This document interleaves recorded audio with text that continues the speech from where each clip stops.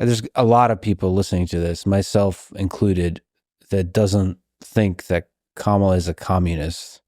Well, she's a Marxist.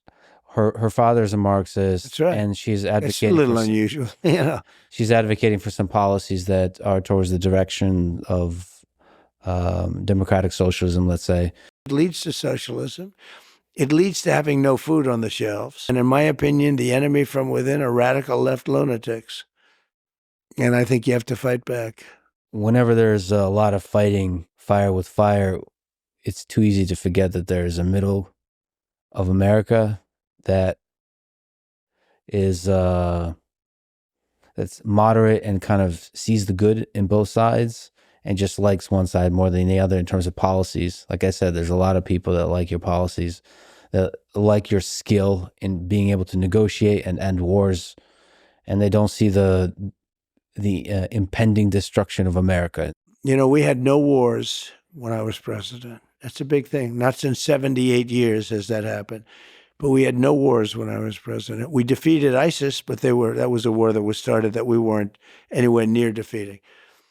But think of it, I had no wars. And Viktor Orban, the prime minister of Hungary, said the world has to have Trump back because everybody was afraid of Trump. Now, that's what he said. So I'm not using that term, but I think they respected me. But he said China was afraid, Russia was afraid, everybody was afraid.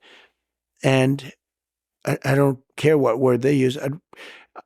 Probably that's even a better word if you want to know the truth. But let's use the word respect. They had respect for me. They had respect for the country.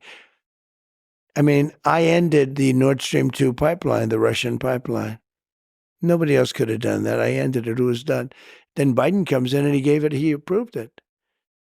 So we're defending Germany and these other countries for peanuts compared to what it's worth. And they're paying the person we're defending them against billions and billions of dollars for energy. I said, how does that work? And we had it out with them, and it worked out good. And they paid hundreds of billions of dollars. Or you wouldn't even have a NATO right now. You wouldn't have NATO if it wasn't for me.